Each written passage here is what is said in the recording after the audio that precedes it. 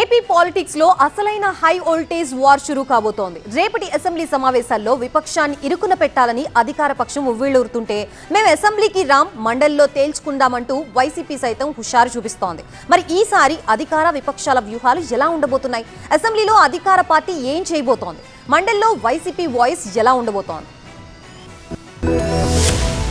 AP assembly వర్షాకాల సమావేశాలు మరికొన్ని గంటల్లో ప్రారంభం కాబోతున్నాయి. కీలక బిల్లులు, చట్ట సవరణలు, ప్రజా సమస్యలపై ఈ సమావేశాల్లో విస్తృతంగా చర్చించే అవకాశం ఉంది. స్థానిక సంస్థల్లో బీసీ రిజర్వేషన్ల అంశం ప్రధాన అజెండాగా కనిపిస్తోంది. దీంతో పాటు దిశ చట్టం ఉపసంహరణ, దానికి ప్రత్యామ్నాయంగా తీసుకురానున్న బిల్లులపై కూడా సభలో చర్చ జరిగే ఛాన్స్ ఉంది. అంతేకాదు రాష్ట్ర రాజకీయాల్లో రచ్చలేపుతున్న డిఎస్సి అంశంపైన అసెంబ్లీలో చర్చించే అవకాశం ఉంది. ఉపాధ్యాయ నియామకాలకు సంబంధించిన అంశాలు, నిరుద్యోగుల సమస్యలు, విద్యారంగానికి సంబంధించిన విషయాలపై సభ్యులు ప్రభుత్వాన్ని ప్రశ్నించే అవకాశం ఉంది. అలాగే రాష్ట్రంలో వ్యవసాయ రంగం పరిస్థితి, ఆక్వా రైతులు ఎదుర్కొంటున్న సమస్యలు, పంటలు, సాగునీటికి సంబంధించిన అంశాలు కూడా చర్చకు వచ్చే అవకాశం కనిపిస్తోంది.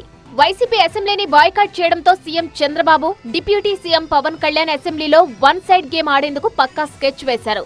వైసీపీ హయాంలో జరిగిన గ్రూప్ 1 మెగా డిఎస్సి ఇష్యూపై పక్కా డేటాతో విపక్షాన్ని కార్నర్ చేయడమే మెయిన్ టార్గెట్ గా పెట్టుకున్నట్టు తెలుస్తోంది. అలాగే రాజధాని డెవలప్మెంట్, పోలవరం ప్రాజెక్టులపై కీలక బిల్లులు కూడా సభ ముందుకు రానున్నాయి. ఇక్కడ కూటమి ప్రభుత్వం అధికారంలోకి వచ్చినప్పటి నుంచి అసెంబ్లీ సమావేశాలకు దూరంగా ఉంటున్న వైసీపీ ఈసారి కూడా అదే వైఖరిని కొనసాగించాలని డిసైడ్ అయింది.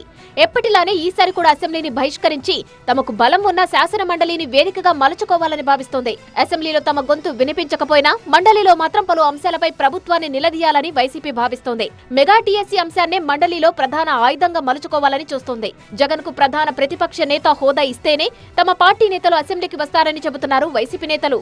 వైసీపీ తీరుపై కూటమి నేతలు విమర్శలు గుప్పిస్తున్నారు. గతంలో మండలిని రద్దు చేస్తామన్న జగన్ ఇప్పుడు అదే మండలికి తమ సభ్యులను పంపుతామనడం హాస్యాస్పదంగా ఉందన్నారు. జగన్ కు దమ్ముంటే అసెంబ్లీకి వచ్చి డిఎస్సీపై మాట్లాడాలని సవాల్ విసురుతున్నారు. వైసీపీ అసెంబ్లీ సమావేశాలకు హాజరు కాక ఇప్పటికీ 53 రోజులవుతుంది.